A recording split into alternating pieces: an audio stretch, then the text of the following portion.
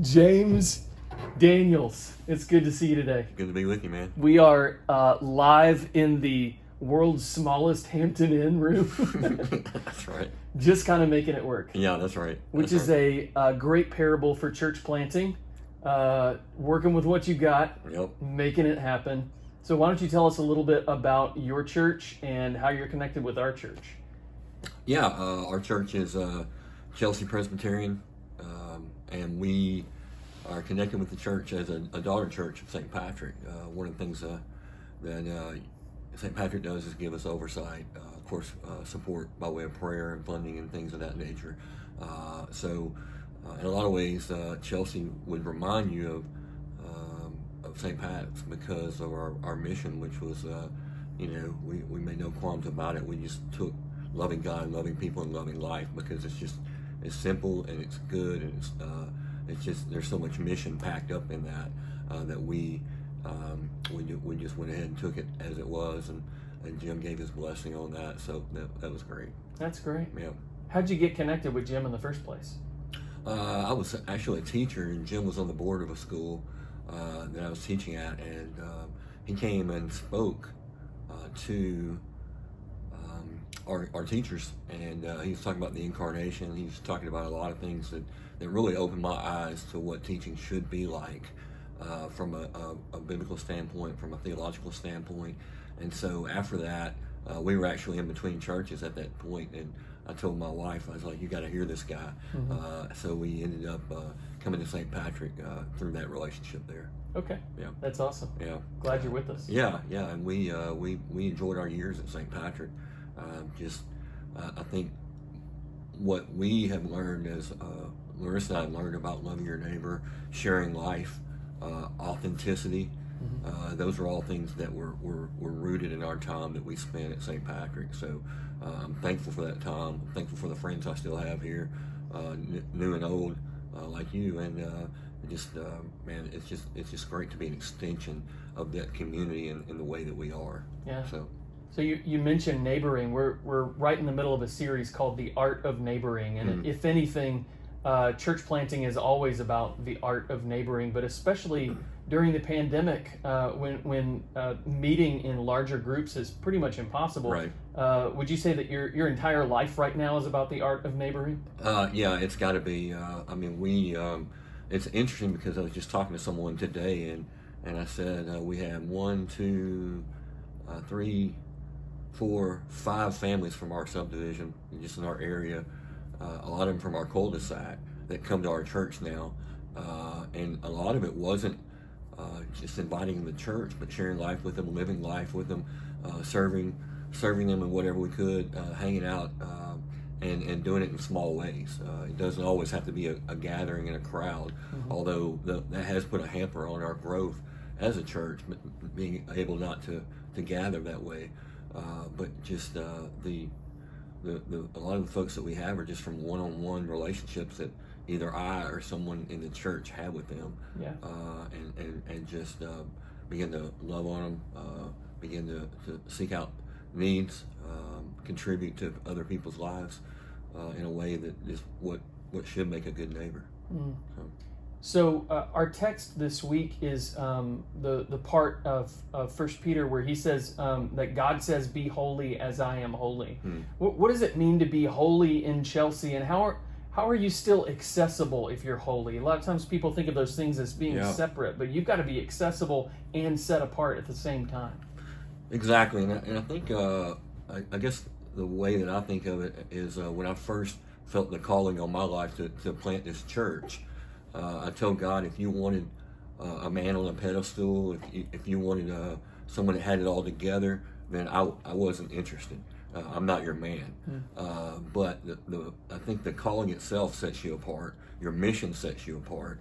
And a part of that accessibility is the idea that I'm not going to put myself out there as someone that has it all together. This is Chelsea, just like Carterville and other areas, have ate up with this. That we don't want to let our guard down. We don't want to take off our Sunday school faces, our church faces. We don't want people to know how much we're hurting or how broken we are and how messed up. We don't want people to know the darkness and the loneliness and the anxiety that we experience. But the gospel says that we can be those broken people and still minister and be people on a mission. So there's a sense to where that calling of being holy and set apart has to do with our personal mission in life. What's God calling us to in our own sphere of influence, and then obviously a calling as a part of the church that I'm a part of would be what sets it apart is our mission and vision in that way. And most of that is the idea of serving without expectation. Not expecting a thank you, anything. We're not trying to manipulate people to come to church. We really want to serve the needs of our community, and that's a part of our mission in that. And then the authenticity piece that I keep bringing up of just learning how to live an authentic life with someone where there's no pretenses, it's not fake, it's open, it's transparent, and a lot of our people in our church right now, it's a brand new thing that has come into their life, and they say it all the time. I never knew church could be like this, and it's been great in doing that. So I hope that answered your question. Yeah, it did. Very well, thank you. So how can we be praying for you and supporting you otherwise? Yeah, the main thing that I want to pray is that we've got this smaller congregation right now. We're about 40 folks, and I don't want to lose that family feel that we have. I mean, there's things that you can do, with small groups and different studies to keep that even smaller as we get bigger. But I would say pray that we'll continue to be that hospitable family as we grow. We don't lose that ethos in our church. That would be one thing. Pray for protection right now, health for the people in our church, because we are gathering. And we're a small church, so we can spread out, but still want to pray for protection. But and funding's always an issue with church plants. I'm not ashamed to ask for money, and we thought we would grow by about 10 more families this year. At the beginning of the year, we had our big 2020 vision, and that was a part of it, is that we would seek to grow in about 10 more families. But because we couldn't do our gatherings and things of that nature, it's not only affected our planning by way of accommodations, but also by way of funding. And so that's definitely a way right now that we thought we would be in a different position financially than we are now. Our people are giving, and that's awesome to see our people contributing in that. But we're going to need more funding toward the end of the year, this year, to make up for the whole pandemic that's put a hurt on our growth in that way. So anytime someone's going through the Birmingham area, Chelsea's just right out east, we'd love to have them join us for worship. That would be another way to support us. It's encouraging to have visitors when you're a small church. So, that's great. Yeah.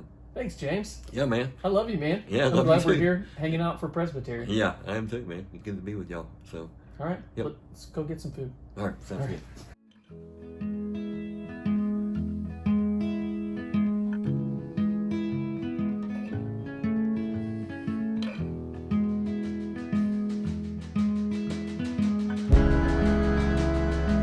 When you're hurting, it's almost as if church was the last place you wanted to go, where you would feel condemned in some way, that you felt like people were either self-righteous or hypocritical about what they believed.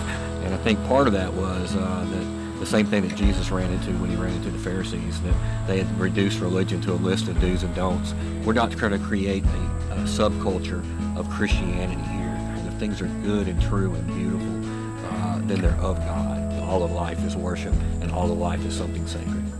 Out of 13,000 people in Chelsea, 9,000 people do not go to church in Chelsea. It's important that not only who you go to church with is also the people you see every day in your life. And I think that's where deep-rooted, real authentic relationships are really fostered, and that's what we want to be a part of in Chelsea. I love the people. We were new to the area, and so we were looking for a new church home. So what does your church feel like? What's the ethos of your church? And really what we want to create is an atmosphere where it's come as you are. Cookouts, a lot of barbecues that we do, and it's not one of those things where we're trying to talk people into a certain thing or to come to our church. If you show up to all our barbecues and you're just there to hang out and eat, and we can just treat you like a human being, we're excited about that. We'd love for you, obviously, to come to our church, but just to treat people like human beings, to serve without expectation, and then ultimately love people unconditionally in that. We felt the community from the very beginning. We have a folk traditional service because Chelsea really has a traditional rural folk culture about it. We've talked about from the beginning hospitality being a main mission and vision of our church. Before we started worship services, we were out in the community cooking in the Walmart parking lot, and it's almost as if people can't get over the idea that you would serve without expectation. We had the mayor come across and grab me, put his arm around me and say, in the beginning you guys were talking about serving without expectation, and I really see y'all living that out. After a lot of prayer, after a lot of seeking, we finally developed a relationship with the Chelsea Middle School.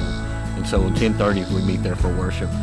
Very welcoming environment. I can definitely tell a difference in my life, and especially my husband's life. He's a very quiet, reserved person, but since we've been here, anything that James and Larissa ask, he's like, yeah, we'll do it. And we live in a time where the dark things are very, very dark.